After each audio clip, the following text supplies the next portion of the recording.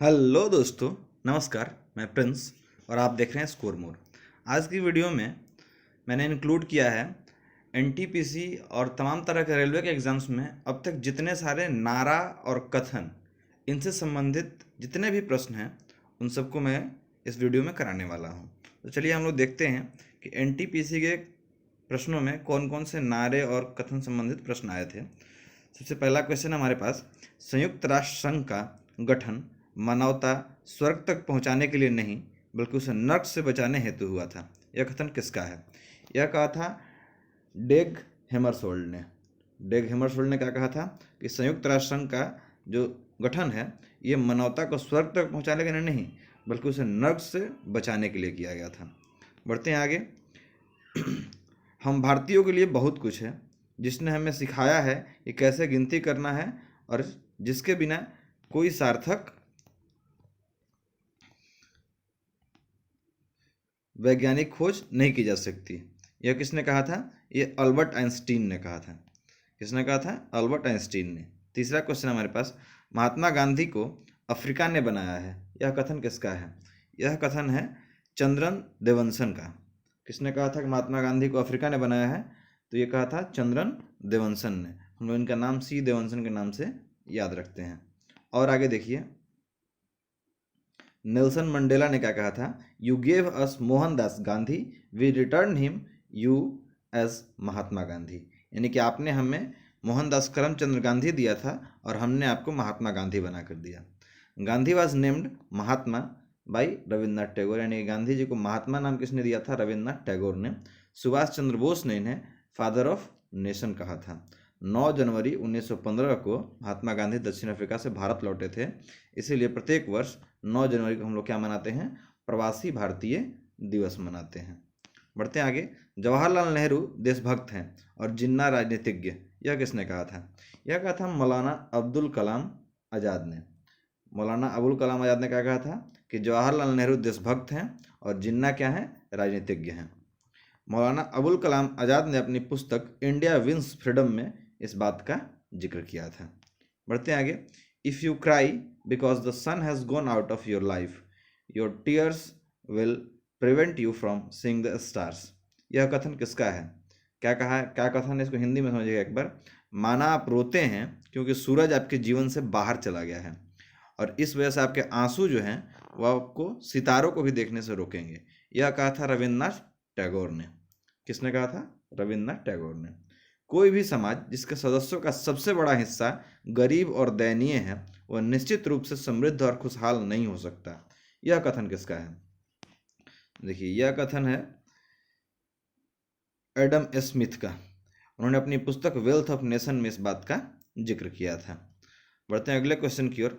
1857 का विद्रोह न तो प्रथम था, न ही राष्ट्रीय था और न ही यह स्वतंत्रता संग्राम था। यह कथन किसका है? यह कथन कहा था आरसी मजूमदार ने।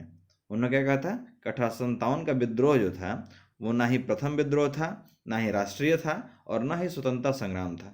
यह कथन किसका है? आरसी मजूमदार का। 1857 के विद्रोह को सबसे पहले किसने आज़ादी का पहला युद्ध कहा था? ये विनायक दामोदर सावरकर ने कहा था यही हमारे आज़ादी का पहला युद्ध है। और देखिए, 1857 की क्रांति को सैनिक विद्रोह की संज्ञा दी गई थी। किसके द्वारा? होम्स लॉरेंस के द्वारा, मालसन के द्वारा, दुर्गादास के द्वारा और दुर्गादास बंदोपाध्याय, मोइनुद्दीन, ये सब जो लोग थे इन लोगों ने क्या कहा था कि सैनिक विद्रोह यह है 1857 की क्रांति। रीज ने क्या कहा था कि यह कट्टरपंथियों और ईसाइयों के विरुद्ध संग्राम है। और टी.आर. होम्स ने क्या कहा था कि सभ्यता एवं बर्बरता के बीच का यह संघर्ष है। और ऑट्रम और ट्रेलर ने क्या कहा था कि हिंदू मुस्लिम षड्यंत्र है। बेंजामिन डिज़रायली ने क्या कहा था कि एक राष्ट्रीय विद्रोह है। डॉक्टर ताराचंद ने इस 1857 की क्रांति को राष्ट्रीय विप्लव घोषित किया था। अशोक मेहता ने राष्ट्रीय स्वतंत्रता को सुनियोजित संग्राम बताया था कि ये जो 1857 की क्रांति है ये राष्ट्रीय स्वतंत्रता के लिए एक सुनियोजित संग्राम है। किसने कहा था? अशोक मेहता ने। और एस एन सेन की बात सुन लीजिए। उन्होंने कहा था कि जो युद्ध धर्म की रक्षा के लिए शुरू हुआ शीघ्र ही स्वतंत्रता संग्राम का रूप ले लिया। किसको? 1857 की क्रांति को। फिर आगे बढ़ते हैं। एस एन सेन ने मेरठ का विद्रोह गर्मी की आंधी की तरह अल्पकालीन और अचानक था। ये कहा था 1857 की क्रांति के बारे में। बढ़ते हैं आगे। British ruled India because Indians cooperated with them, यानी कि इंडिया जो है वो उसको कोऑपरेट करता है, cooperated with them. Mahatma Gandhi ने कहा अपनी एक पुस्तक में जिसका नाम था हिंद स्वराज कि ब्रिटिश हमारे ऊपर रूल तभी कर रहे हैं जब इंडिया उनका साथ दे रहा है। ये उनकी एक पुस्तक आई थी 1909 में, पुस्तक का नाम क्या था, हिंद स्वराज। उसमें उन्होंने इस बात को जिक्र किया था। बढ़ते हैं हम लोग अगले प्रश्न की ओर। अगला प्रश्न हमारा आ रहा है किसने कहा था कि अवध एक चेरी के समान है जो एक दिन हमारे मुंह में गिर जाएगा? ये कहा था डलहौजी ने। डलहौजी ने अवध राज्य का वर्णन एक चेरी के समान किया था और कहा था कि एक दिन ये हमारे मुंह में जरूर गिरेगा। Who said that lighting a spark in clothes is similar फेनोमेन? किसने कहा था कि बिजली और कपड़ों में चिंगारी समान घटना है? तो ये घटना है 1752 में। अमेरिकी वैज्ञानिक बेंजामिन फ्रैंकलिन ने दिखाया कि बिजली और आपके कपड़ों से निकलने वाली चिंगारी जो है वो एक समान होती है, दोनों में स्टैटिक एनर्जी होती है, ठीक है, स्टैटिक इलेक्ट्रिसिटी होती है, स्टैटिक इलेक्ट्रिसिटी। महात्मा गांधी को भिखारी के वेश में महान आत्मा किसने कहा था? तो ये कहा था रविन्द्रनाथ टैगोर ने। क्या कहा था कि ये एक भिखारी के वेश में महान आत्मा है। आगे देखिए, और भी बहुत सारे लोगों ने बहुत सारी बातें उन पर कही थी, उनको मैं बता दूं। महात्मा गांधी को महात्मा की उपाधि रविन्द्रनाथ टैगोर ने दी थी। अच्छा, विंस्टन चर्चिल ने इन्हें नंगा फकीर कहा था। महात्मा गांधी को नंगा फकीर किसने कहा था? अर्धनग्न फकीर, ये कहा था विंस्टन चर्चिल ने, ब्रिटिश प्रधानमंत्री थे। ये हाफ नेकेड फकीर। आगे देखते हैं। अनुच्छेद 32 संवैधानिक उपचारों को संविधान का हृदय और आत्मा किसने कहा? तो इन अनुच्छेद 32 को डॉक्टर भीमराव अंबेडकर ने संवैधानिक उपचारों को संविधान की आत्मा और हृदय कहा है। ठाकुर दास भार्गव ने प्रस्तावना को संविधान की आत्मा कहा है। यदि ऐसा कहे कि ठाकुर दास भार्गव ने संविधान की आत्मा किसको कहा है तो आपको मानना होगा प्रस्तावना। लेकिन यदि ये क्वेश्चन में दे दे कि भीमराव अंबेडकर ने किसको कहा है तो हो जाएगा आर्टिकल 32 को, चूंकि आर्टिकल 32 के तहत 5 तरह के रीट जारी किए जा सकते हैं, ठीक है, इसी के बारे में बात की गई है। अगला हमारा स्वराज मेरा जन्म सिद्ध अधिकार है और इसे मैं लेकर रहूंगा। ये किसका कथन है? काफी प्रसिद्ध है। ये लोकमान्य बाल गंगाधर तिलक ने कहा था। गरीबी हटाओ का नारा किसने दिया?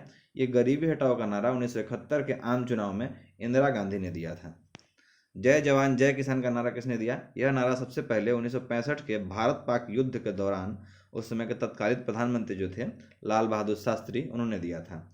बाद में अटल बिहारी वाजपेयी ने 1998 में पोखरण परमाणु परीक्षण के बाद ये जय जवान जय किसान के साथ साथ जय विज्ञान का नारा भी दिया था।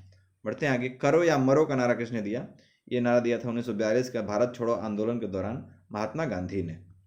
भारत छोड़ो नारा किसके द्वारा दिया गया? भारत छोड़ो का नारा मेहर अली ने लिखा था और महात्मा गांधी ने इसे आम लोगों के बीच पहुंचाया था। 8 अगस्त 1942 को मुंबई के ग्वालियर टैंक मैदान में अखिल भारतीय कांग्रेस महासमिति ने भारत छोड़ो आंदोलन का प्रस्ताव पारित किया था। भारत छोड़ो प्रस्ताव का मसौदा जवाहरलाल नेहरू द्वारा तैयार किया गया था।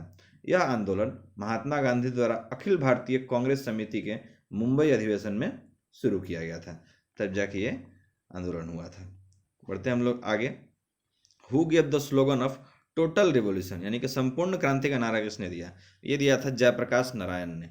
जयप्रकाश नारायण ने किसका नारा दिया? संपूर्ण क्रांति। उन्होंने इंदिरा गांधी की सत्ता को उखाड़ फेंकने के लिए यह नारा दिया था, संपूर्ण क्रांति का। मुस्लिम लीग के कराची सेशन 1943 में कौन सा नारा दिया गया था? तो कराची सेशन जो हुआ था मुस्लिम लीग का 1943 का, उसमें डिवाइड एंड क्विट यानी कि बांटो और छोड़ो का नारा मोहम्मद अली जिन्ना के द्वारा दिया गया था। कौन सा नारा? बांटो और छोड़ो। कराची सेशन 1943 में मुस्लिम लीग का जो सेशन था। दिल्ली चलो का नारा किसने दिया? यह नारा दिया था सुभाष चंद्र बोस ने। दिल्ली चलो सुभाष चंद्र बोस के द्वारा दिया गया था।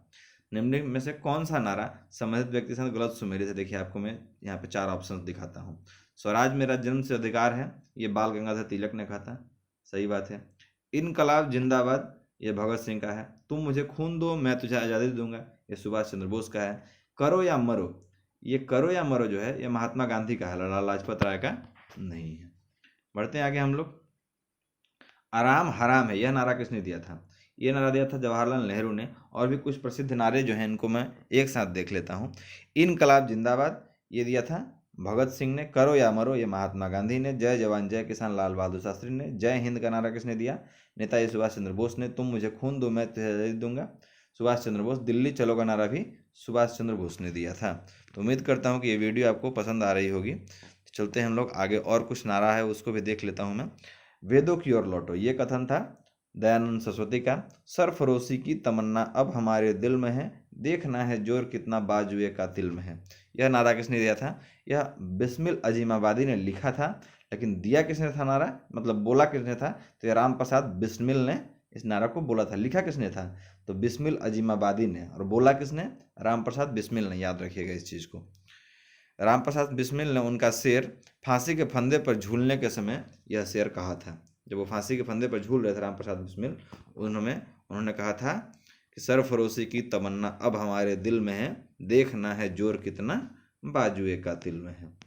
बढ़ते हैं आगे। स्वतंत्रता मेरे जन्म से अधिकार है, इसे मैं लेकर रहूँगा, ये लोकमान्य तिलक के द्वारा कहा गया था। और एक क्वेश्चन आप लोगों के लिए है, मारो फिरंगी को यह नारा किसने दिया था? तो उम्मीद है कि आप लोग इसका आंसर जरूर देंगे कमेंट बॉक्स में। और आगे की वीडियो के लिए हमारे चैनल के साथ बने रहिए। मिलते हैं अगले वीडियो में, तब तक के लिए जय हिंद।